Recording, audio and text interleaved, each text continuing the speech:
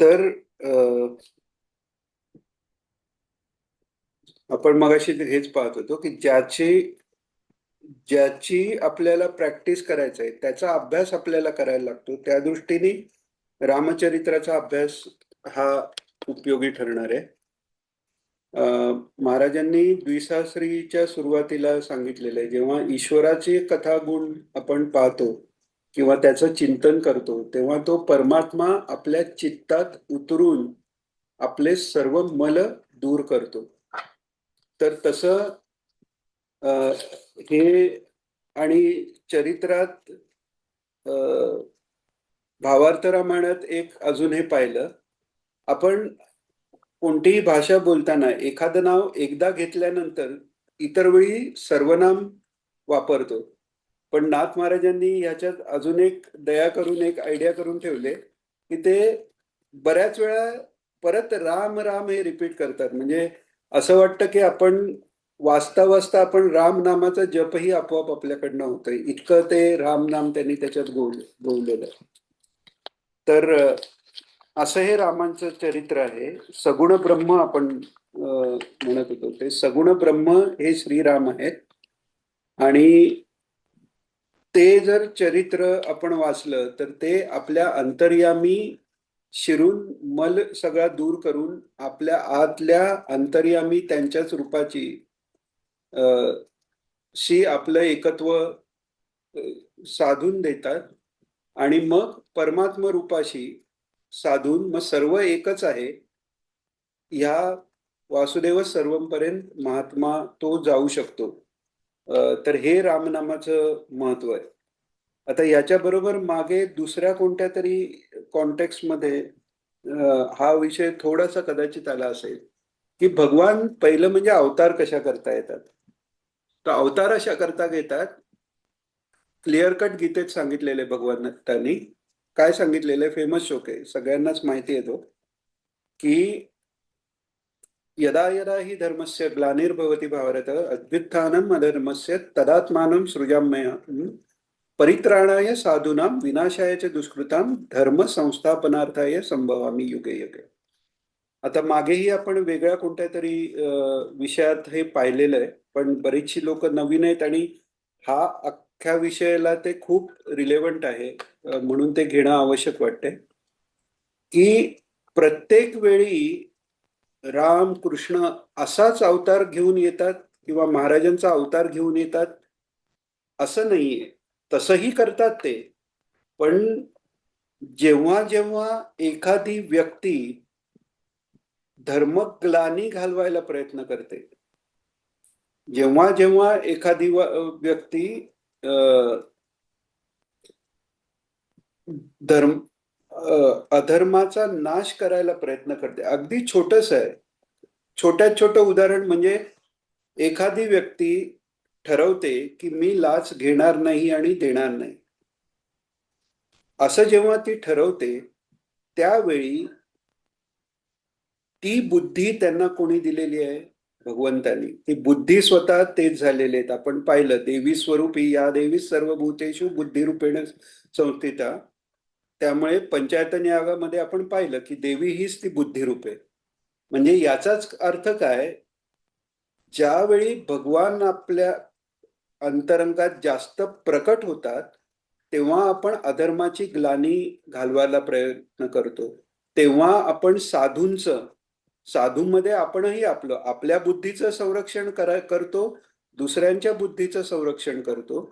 आणि विनाशयाचे दुष्कृताम किंवा ज्ञानेश्वर माऊलींनी सांगितले की खळांची व्यंकटी सांडो, दुर्बुद्धी त्या व्यक्तीला शिकवून किंवा बाकी सगळ्या उपायांनी त्याच्यापासून प्रवृत्त करायला जेव्हा जेव्हा आपण किंवा एखादी व्यक्ती प्रयत्न करते तेव्हा तेव्हा त्याच्यात ईश्वराचा आविर्भाव जास्त झालेला असतो. ईश्वराचा तो किंचित, सगळं विश्व हेच ईश्वराचा अवतार आहे, पण त्याचं प्रकटीकरणाच्या वेगवेगळ्या लेवल आहेत. तर ती जीव ही लेवल जरी असली तरी त्यातही आपण म्हणतो ब्रह्मदेव हे जीव आहेत, पण त्यांना ईश्वर कोटीच्या जवळ मानलेलं आहे कारण तिथे ईश्वराचा आविर्भाव जास्त आहे. तर तसा जेव्हा आपल्या वागण्यात, आपल्या बोलण्यात धर्माचं रक्षण आपल्या वागण्या बोलण्यात सर्वभूत हिते रथा हे जेव्हा आपल्या विचारात आलं तर वागण्यात येणार. आपल्या कोर मध्ये ते जेव्हा जाते, आपला स्वभाव तो बनायला लागत असेल, तर तो जितका बनतोय तेवढे परमेश्वर आपल्या आत येते हे निश्चित समजावं. त्यामुळे परमेश्वर अवतार घेईल आणि तेव्हा तो बघून घेईल असं नाही. काकांना आपण हे खूप वेळा परत परत उदाहरण घेतो कारण खूप महत्वाचं आहे. काकांना जे महाराजांनी सांगितलं की ईश्वराच्या दरबारात आपण एक कार्यकर्ते आहोत, ही भूमिका ठेवावी.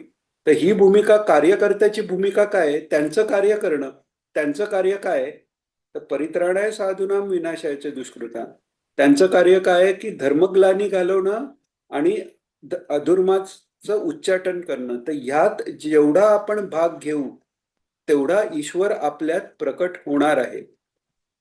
सर्व जगाकरता केला तर आपलं नुकसान होत नाहीये, खरं कल्याण सगळ्यांचं करण्यातच आहे हे कळलं पाहिजे. आणि हे कळायचं असेल तर राम कसा विचार करतात हे कळलं पाहिजे.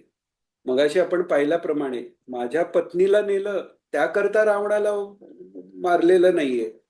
अभ्युत्थानम अधर्मस्य आणि विनाशायाचे दुष्कृता, जो विश्वाला घातक आहे त्या सगळ्या शक्तींना मारण्यासाठी मी येतो हे सांगतायत भगवान. तर त्या दृष्टीने त्या रामाच्या क्वालिटीज, त्या रामाचे जे दैवी संपदा आहे 16व्या अध्यायात भगवंतांनी सांगितली, त्या आणण्यासाठी हे चरित्र म्हणजे अमृत आहे. चरितम रघुनाथस्य शतकोटी प्रविस्तरम एक एक अक्षरम पुंसा महापातक नाशनम. ते चरित्र हे त्या नामा इतकंच प्रभावी आहे. भगवद्गीता आणि भगवंताचं एक नाम, सहस्रनामाच्या तुल्य रामनाम आहे हे पण सांगितलेलं आहे.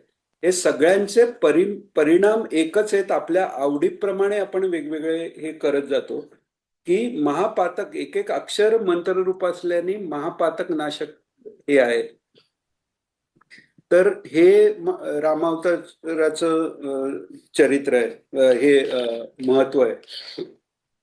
आणि महाराज जो श्लोक घेतात मर्त्यावर तारे मर्त्य शिक्षणम, किंवा तो पूर्ण श्लोक असा आहे, मर्त्यावतारस्तुह मर्त्य शिक्षणम रक्षो वधायैव न केवलम विभो कृतोन्यथा स्थाप दम सॉरी कुतोन्यथा स्यात् द्रमतस्वात्मना सीताकृतानि व्यसनानीश्वरश्च. म्हणजे हे हनुमंतांच्या तोंडी वाक्य आहे की रामाची स्तुती करताना ते सांगतात की आपण विशुद्ध बोध स्वरूप आहात.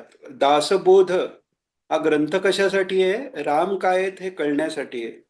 तर आपण विशुद्ध बोध स्वरूप अद्वितीय आहात आणि आपला मनुष्य अवतार फक्त राक्षसांचं नाश करण्याकरता झालेलं नाहीये. तर मर्तावतार रे मर्त्य शिक्षणम म्हणजे मनुष्य अवतार घेऊन मनुष्यानी कसं वागावं हे शिकवलेलं आहे. त्यामुळे आपल्याला कसं वागावं हेही यातनं कळणार आहे. आणि बाकी सगळे लोक आहेत त्याच्यापेक्षा एक एक्स्ट्रा ऍडिशनल आणि खूप महत्वाचा फायदा असा आहे की महाराजांच्या विचाराची पद्धत आपल्याला कळणार आहे आणि त्यांनी आपल्याला महाराजांची जी वचनं आहेत त्याचा अर्थ अजून चांगल्या पद्धतीने कळणार आहे. तर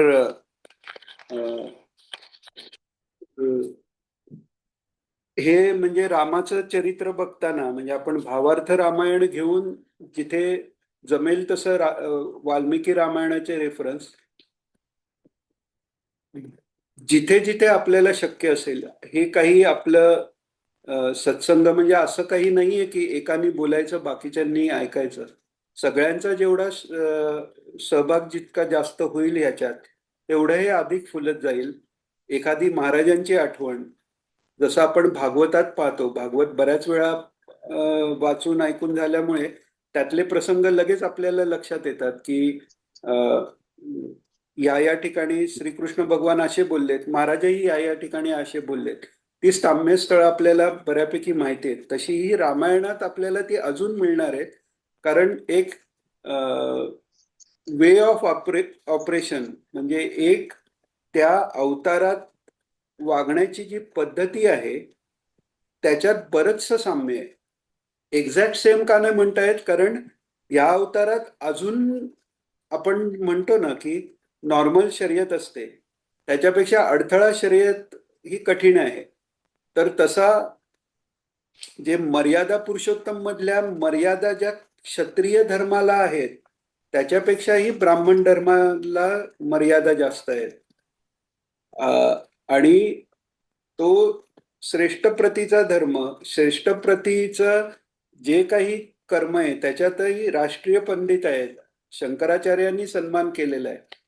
ते करत असताना हा अमुकायसा नोहावी सेची लोक असं राहायचं. रामरायांना राज्य घ्यावं लागलं, राज्य करावं लागलं, आपला श्रेष्ठत्व मान्य करावं लागलं, पण महाराज कधीही या महाराजांपुढे कोणी जिंकू शकलेलं नाहीये. त्यांना त्यांना कोणत्याही अधिकार पदावर कोणीही ठेवू शकलेले नाहीयेत. गुळवणी महाराजांनीही जेव्हा त्यांना उत्तराधिकार दिला तेव्हा सुरुवातीला तयार नव्हते महाराज, पण प्रेम आहे, गुरुआज्ञा आहे, तर त्यांनी सांगितलं मी फक्त हे 25 वर्ष सांभाळीन. म्हणजे रामावतारात राम जे भरताचं कौतुक करतात की माझ्यापेक्षा तुझा त्याग मोठा आहे, मला तर राज्य मिळालेलंच नाहीये, त्यामुळे मी राज्याचा त्याग केला असं होत नाही, पण तुला राज्य मिळालेलं असतानाही तू ते स्वतःच न मानता आणि वनवासासारखं त्या सगळंही सौख्य बाजूला असताना पण वनवासाचं आयुष्य जगलास, हा त्याग मोठा आहे. तर आता ह्या अवतारात ते भरताचं पण कार्य करून दाखवत आहे. या अवतारात ते म्हणजे जसं बलिराजाकडे त्यांनी ते अजूनही द्वारपाल म्हणून नोकरी करतायत, उभे राहिलेले आहेत, तसे नाथांच्याकडे श्रीकंड्या म्हणून राहिले. पण ते भक्तांचं चरित्र इतकं प्रिय आहे भगवंताला की इथे नाथांसारखा ब्राह्मण जन्म गृहस्थाश्रम घेऊन सगळं कार्य केलेलं आहे. तर असे आपल्याला महाराज जास्त कळणार आहेत. आणि भावार्थ रामायणाचा अजून एक फायदा असा आहे की जसं नाथांचं चरित्र आहे तसंच महाराजांचं चरित्र आहे. त्यामुळे नाथांनी रामचरित्र सांगताना रामाची भूमिका ही समोर येते आणि नाथांची ही भूमिका समोर येते. तर ह्या दोन्ही भूमिका एकत्र करून जो अवतार आहे तो आपल्याला कळण्यासाठी उपयोगी होईल. आणि जेणेकरून आपण जी प्रवचनं महाराजांची वाचतो ती पुन्हा आपण परत वाचायला घेऊ, त्याचा वेगळा एक बुद्धिप्रकाश आपल्याला नक्की जाणवेल असा हो एक. हो, नक्की नक्की नक्की, बरोबर. तर दिनेश, आपण हा दिनेश, वाल्मिकी हा रामायण आणि भावार्थ रामायण मध्ये डिफरंट आहे का? नाथ महाराजांनी जे रामायण बरीच वेगवेगळी रामायण आहेत. म्हणजे वाल्मिकी रामायण आहे, भावार्थ रामायण एकनाथ महाराजांनी केलंय, तुलसी रामायण आपल्याला माहिती आहे, कंब रामायण, आनंद रामायण, अध्यात्म रामायण. मूळ जे अध्यात्म रामायण आहे भगवान शंकरांनी पार्वती मातेला सांगितलेलं आहे. बरं, हे थोडं तुमच्या प्रश्नाचं थोडं एलॅबरेट उत्तर देतो कारण त्याला वेगवेगळ्या शेड्स आहेत. चालेल चालेल, हा, हो हो की हो. एक तर कसं आहे की एका ठिकाणी भावार्थ रामायण सुरुवातीला एकनाथ महाराज सांगतात की हे जे सांगितलेलं आहे आता ते वाल्मिकी रामायणात आलेलं नाहीये, पण त्याचा रेफरन्स जे भगवान शंकरांनी रामायण सांगितलं त्यात आलेलं आहे असं त्यांनी स्पष्ट सांगितलेलं आहे. हम्म. तर त्यामुळे वाल्मिकी रामायणाचं ते रेफरन्स आहेच, पण त्या बाहेर जाऊनही काही कथा आलेल्या आहेत. बरं, आपल्याला अजून एक यात जाणवतं की कुठे कुठे वाल्मिकी रामायण आणि इथल्या कथात थोडासा फरक आहे. जसं हो हो. महाराजांनी सांगितलेलं आहे देवी भागवतामध्ये की इथे त्या परीक्षित राजाची कथा थोडी वेगळी आलेली आहे. मग आता देवी भागवतही व्यास महर्षींनी लिहिलंय आणि भागवतही व्यास महर्षींनी लिहिलंय, मग कथा वेगळी कशी? तर त्याचं कारण असं आहे की सृष्टीची निर्मिती होते तेव्हा ब्रह्मदेव जेव्हा जन्माला येतात, तप असं त्यांना ऐकू येतं. ते तप करतात, वेदज्ञानाचा प्रकाश त्यांच्या बुद्धीत येतो आणि यथापूर्वम अकल्पयत म्हणजे पूर्वीप्रमाणेच ते सृष्टी रचना करतात. तर त्यामुळे पुन्हा सत्ययुग, पुन्हा द्वापारयुग, पुन्हा कलियुग, पुन्हा सत्ययुग, त्रेतायुग, द्वापारयुग, कलियुग हे चतुर्युगी रिपीट होते आणि अशा एकाहत्तर चतुर्युगीचा एक कल्प अशी पुन्हा पुन्हा मग महाप्रलय होतो, परत पहिल्यापासून सुरुवात होते. तर हे प्रत्येक त्रेतायुगात रामावतार आहे आणि मग तो प्रत्येक त्रेतायुगात होताना थोडासा फरक त्यात येतो.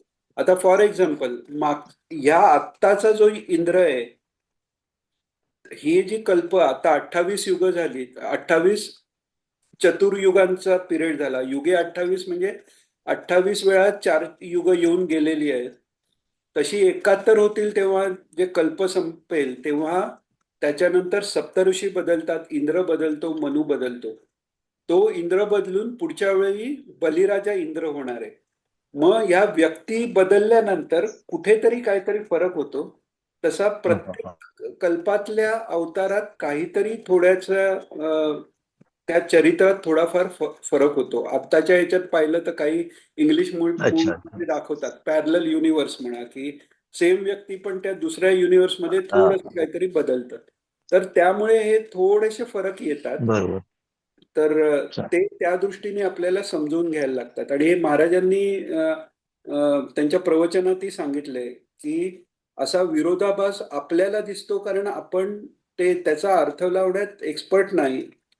मार्कंडेय महर्षींसारखे पुराणाचार्य जे आहेत ते त्याचा अर्थ करू शकतात असं महाराजांनी सांगितलं. पण एक सोपा ओके. त्याचं उत्तर असं आहे की कल्पांत दोषांनी हा फरक थोडासा सांगण्यातला होऊ शकतो. तर ओके. आणि दुसरं कसं आहे की वाल्मिकींनाही नारदांना पहिल्यांदा त्यांनी प्रश्न केलाय. वाल्मिकी रामायणाच्या ऍक्च्युअल सुरुवातीच्या आधी वाल्मिकींचं पण चरित्राचं वर्णन आहे की ते नारद महर्षींना विचारतात की धर्मात श्रेष्ठ, रूपात श्रेष्ठ, धीरात श्रेष्ठ, रुजुतेत श्रेष्ठ असं कोणतं व्यक्ती आहे का? तर ते म्हणतात रामचंद्र आहेत म्हणून. ते गोष्ट झाल्यानंतर ते क्रौंच पक्षाचा वध होतो. ज्यांनी वध केला त्याला शापवाणीसारखं बोलताना एक श्लोक यांच्याकडनं म्हणजे ते पहिलं काव्य रचलं जातं. त्याच्यानंतर ब्रह्मदेव यांना भेटायला येतात आणि त्यावेळी ब्रह्मदेव त्यांना रामचरित्र तुम्ही लिहा म्हणून सांगतात. आणि त्या आधी जेव्हा नारद येतात आणि नारदांना त्यांनी प्रश्न विचारलेला असतो की असा कोण आहे, तेव्हा नारद संक्षिप्त रामचरित्र सांगतात म्हणजे ठराविक श्लोकांचंच. अच्छा. आणि मग नंतर असा उल्लेख आहे ब्रह्मदेव केल्यानंतर ध्यानानी नारदांनी जे चरित्र सांगितलंय ते खरं ते समजून घेतात. म्हणजे काय, तेवढ्या श्लोकात सांगितलेला पूर्ण रामायण चरित्र त्यांना कळतं. म्हणजे आपण मागेही हो हो. पाहिलंय की जो अधिकारी महात्मा आहे त्याला तत्वमसी किंवा अहम ब्रह्मास्मी असं हा उपदेश झाल्या झाल्या लगेच ज्ञान होतं. तेच मंद जो अधिकारी आहे, आपण तर तिथपर्यंत पण पोचायचंय. साधन चतुष्टय संपत्ती असल्यावर मंद, मध्यम किंवा उत्तम अधिकारी धरला जातो. तर त्यांना ते ग्रंथातनं मग परत परत गुरूंकडनं त्यांच्याबरोबर संवाद साधून वगैरे समजून घ्यायला लागतं. म्हणजे ते एवढूसं वाक्य पण त्याचं स्पष्टीकरणाकरता वेद, पुराण, इतिहास हे सगळं लिहायला लागलं. कारण तेवढी बुद्धी आपली राहिली नाही. तर नारदांनी सांगितलेलं तेवढ्या श्लोकातनं चरित्र त्यांनी समजून घेतलं. तेच एवढं 24,000 श्लोकांचं वाल्मिकी रामायण झालं. तर हे हो हो. ध्यानातनं कळलेलं आहे. तसं नाथ महाराजांची त्यांना स्वतः ध्यानातनं ह्या कोणत्या वेळी कोणी सांगितलं, काय सांगितलं हे त्यांना आणि घडलं काय हे त्यांच्या समोरच आहे. तर त्यामुळे तो जो फरक जरी असला तर ते वेगवेगळ्या युगातलं धरलं जातं. एक गोष्ट सांगतात की अवतार समाप्तीच्या वेळी रामांनी असा विचार केला की हनुमंत असताना ते मृत्यूला येऊनच देणार नाहीत माझ्याजवळ, म्हणून हनुमंताला कुठेतरी लांब पाठवलं पाहिजे. तर ते काय करतात, त्यांच्या हातातली अंगठी जी सीतेचा शोध करताना दिलेली असते हनुमंताला, ती त्यांच्या हातात असते. हे शेवटी सगळं अवतार समाप्तीच्या वेळी वेळ आहे. तर ती मुद्दामून पाडतात आणि ती अंगठी घरंगळत जाऊन एका छिद्रात पडते.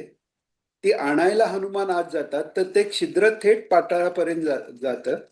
तिकडे गेल्यावर तिथे भरपूर अंगठ्यांचा मोठा पर्वतच्या पर्वत असतो आणि तिथे वाटतं बहुतेक काकभूषुंडी ऋषी असतात. तर काकभूषुंडी रामायण एक प्रसिद्ध आहे, कारण काकभूषुंडी हे पण एक चिरंजीवी धरलेले गेले. तर हो, तर हो. हा विचारतो की अरे ह्या सगळ्या रामांच्या अंगठ्यांसारख्याच सगळ्या आहेत, तर ह्यातली आत्ता रामांची जी पडली अंगठी ती तुम्ही सांगता येईल का? तर ते म्हणतात ह्या सगळ्या रामांच्याच अंगठ्या आहेत. म्हणजे बापरे. प्रत्येक वेळी रामावतार होताना तो अवतार समाप्तीच्या वेळी प्रत्येक वेळी ते हनुमंताला खाली पाठवायला हीच आयडिया वापरतात असं ते सांगतात. हो, हो. तर याच्यात म्हणजे समजून घ्यायची गोष्ट अशी की हे पुन्हा पुन्हा येतात ते. अच्छा. तर त्यामुळे थोडासा फरक इकडे तिकडे देतो. हो, चालेल. हे असंच म्हणजे हे असं जर प्रश्न विचारलं तर हे खूप छान होईल, थोडंसं इंटरॅक्टिव्ह होईल आपलं. हो. तर हे रामावताराचं हे आहे. आणि आपण अ, रा रामावताराचं एक अध्यात्म रामायण जे आहे ते आता कधी होईल तेव्हा होईल. पण निदान मोठ्या महाराजांनी एक अ, हे स्तोत्र जे लिहिलेलं आहे किंवा एक पद जे दिलेलं आहे तेही आपण थोडस बघू की सगळ्या आपण जर नित्योपासनेमध्ये पण ते आहे. त्या अनुषंगाने या म्हणजे रामावतारातल्या म्हणजे आध्यात्मिक काय सिग्निफिकन्स आहे. आपण जसं मागे पाहिलं की कृष्णावतारातल्याही प्रत्येक घटनेला आध्यात्मिक सिग्निफिकन्स आहे. जसं कालिया हे अहंकाराचं प्रतीक आहे, किंवा रामावतारात रावण दशानन म्हणजे दश इंद्रियांचं प्रतीक आहे. हे सगळं जसं आहे तसं ते पूर्ण त्याचा आध्यात्मिक प्रत्येक गोष्टीचा किंवा रामायणाचा एक ठराविक अर्थ आहे. तो ह्या मोठ्या महाराजांच्या पदात आलेला आहे. आत्ता वाजलेत किती, म्हणजे त्याची सुरुवात करावी का नाही हे बघूया. आहे 10 मिनिटं आहेत. तर झालं. त्याच्या आधी अजून एक आपण मग ते पुढच्या वेळी घेऊ, म्हणजे पूर्ण एक सलग ती हो, मोठ्या चालेल. महाराजांचं होईल भवाटवी मध्ये स्वानुभूती सीता. मग त्याच्या आधी आपण मगाशी पाहिलं की संकल्पानी या सगळ्यांना मारता आलं असतं, पण खरा कर्मयोग काय आहे तो स्वतःच्या आचरणांनी दाखवला. आणि प्रत्येक प्रसंगात आपल्याला कायम दोन चॉईस असतात. एक तर ईश्वर प्रदत्त बुद्धीने वागणं की जी कोणत्याही वासनेशी निगडीत नाहीये, जसं धर्माने सांगितलंय तसं वागणं. आणि दुसरं आपल्या कर्मानुसारिणी बुद्धीने वागणं. तर स्वतःच ईश्वर असल्यामुळे आणि हा का अवतारच मर्त्य शिक्षणा करता असल्याने कसं वागणं म्हणजे ईश्वर प्रदत्त बुद्धीने वागणं हे रामचंद्रांनी दाखवून दिलंय. त्यामुळे त्यांचं आचरण हे अनुकरणीय आहे. श्रीकृष्णांचं आचरण, भगवान शंकरांचं आचरण अनुकरणीय नाहीये. हलाहल आपण प्यायलं तर आपण काय होईल आपल्याला आपण विचार करू शकतो. तसं रासक्रीडा किंवा हे ते अवतारी जे आहेत, गोपी ह्या साध्या कोणी नाहीत. काही म्हणजे जे वेद श्रुती ज्या आहेत त्या गोपी रूपाने आलेल्या आहेत, ब्रह्मज्ञानी महात्मे गोपी रूपाने आलेले आहेत, देव स्त्रिया गोपी रूपाने आले आहेत, असे ते श्रेष्ठ महात्मे सगळे आहेत. तर ते अनुकरणीय नाहीये. पण रामचरित्र महाराजांचं चरित्र असं आहे की 100% अनुकरणीय आणि ते करावं म्हणून ते सांगितलेलं आहे.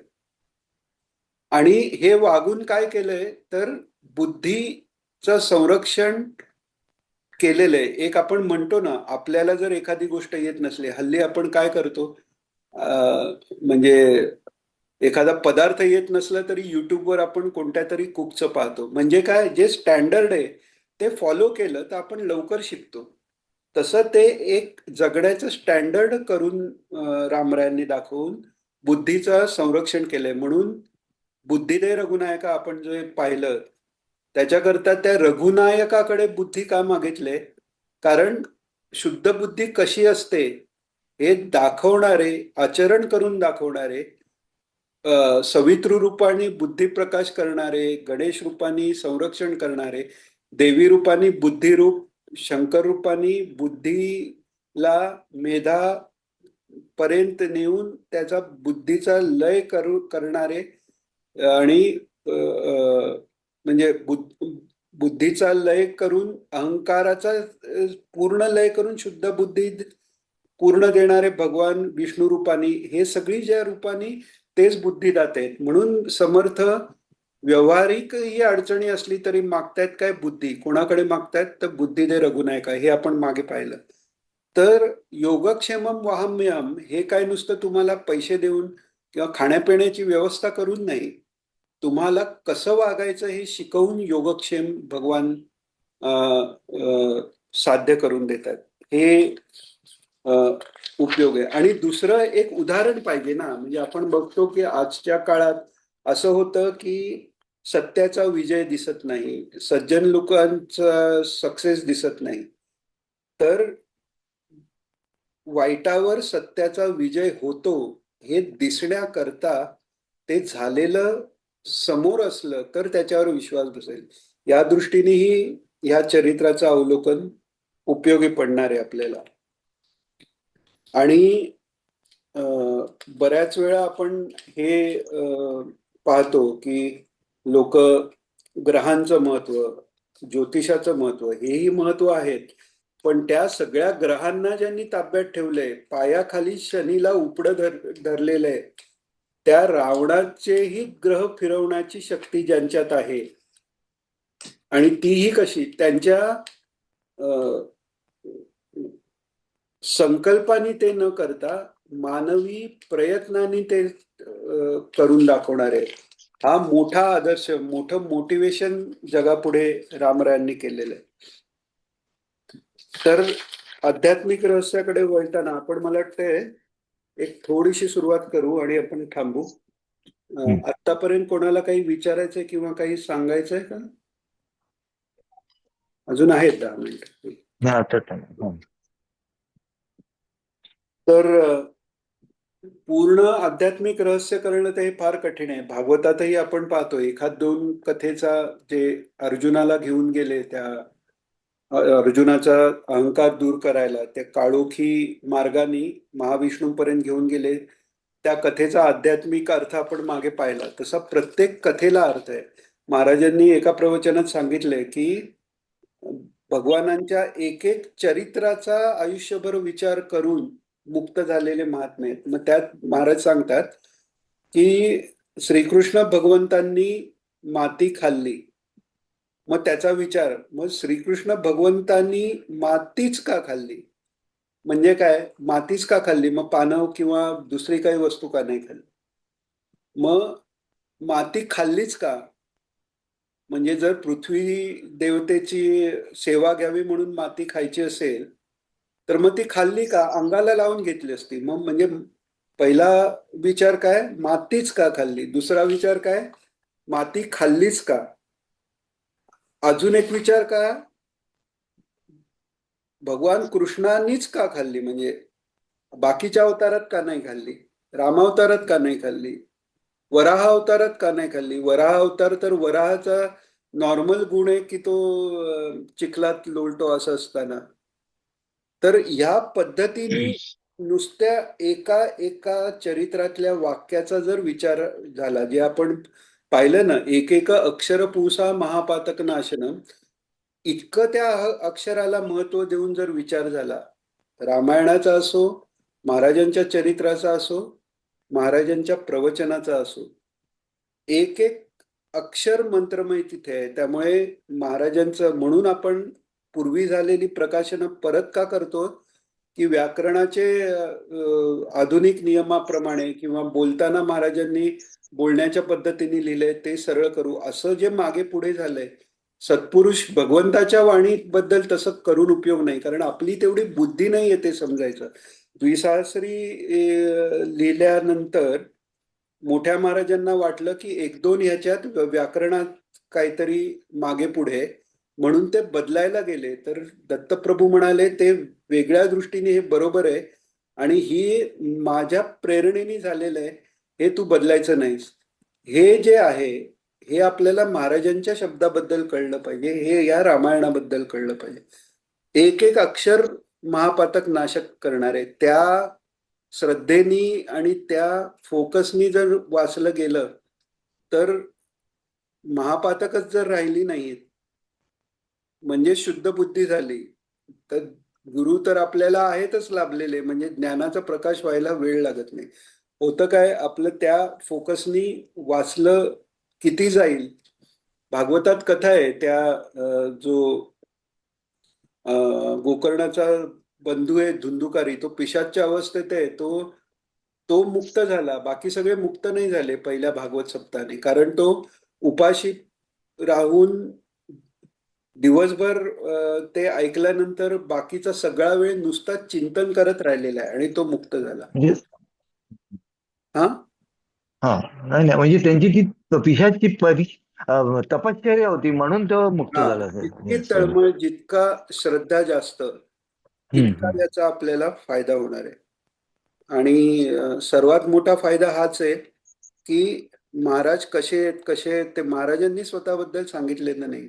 रामकृष्णांनी स्वतःबद्दल सांगून आपल्याला त्यांचं चरित्र, रामकृष्ण परमहंसाचं बरंचसं वचनामृतातनं कळतं.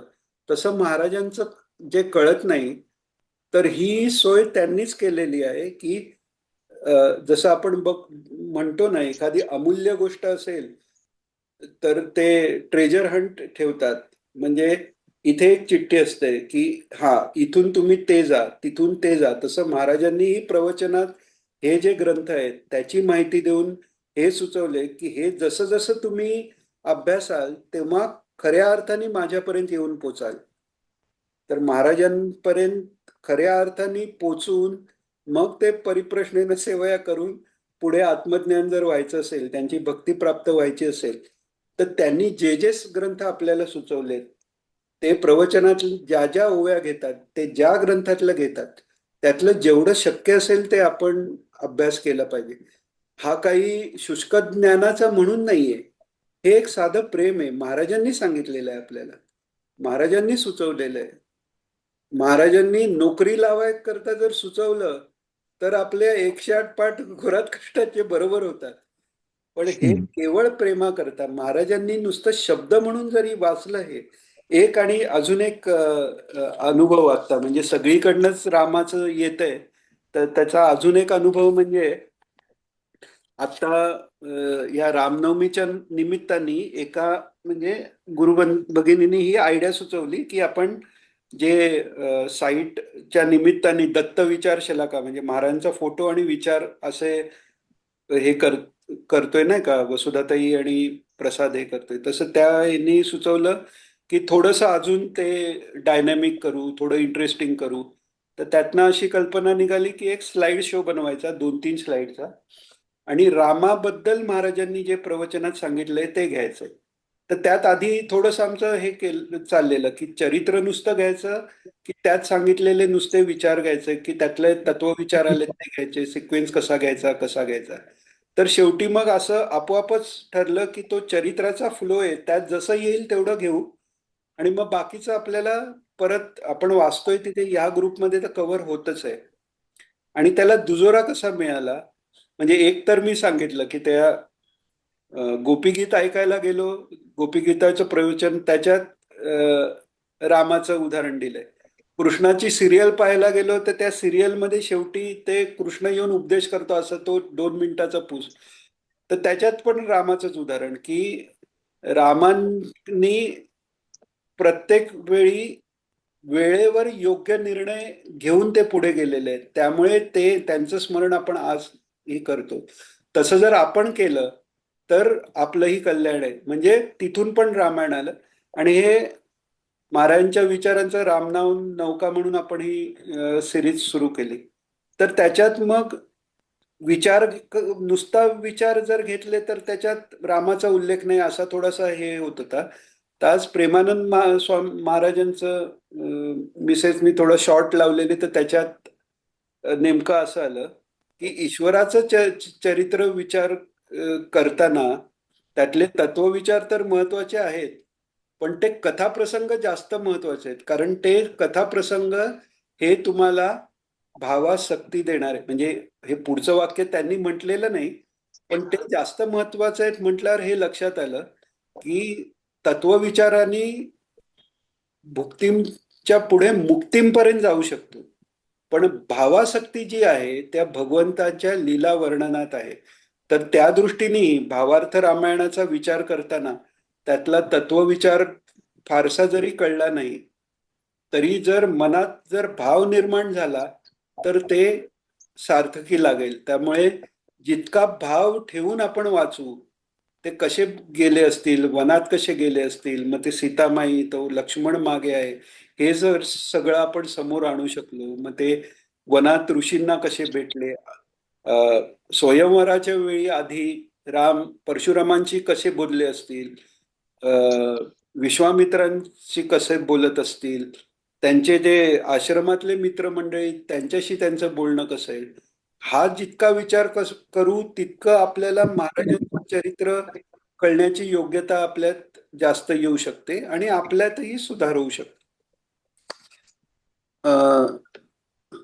एकच मिनिट राहिलंय, पण जस्ट पहिला हे घेऊ मोठ्या महाराजांच्या याचा की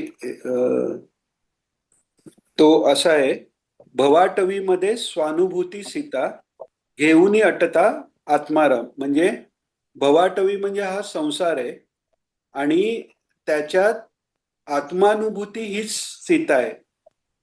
ती देवी महादेवी ही काय आत्मानुभूती आहे आणि ती कोणाला आहे तर ती आत्मारामास सकट आहे. म्हणजे तेव्हा आपल्याला आपण परब्रह्म आहोत, आत्माराम आहोत ही जाणीव आहे.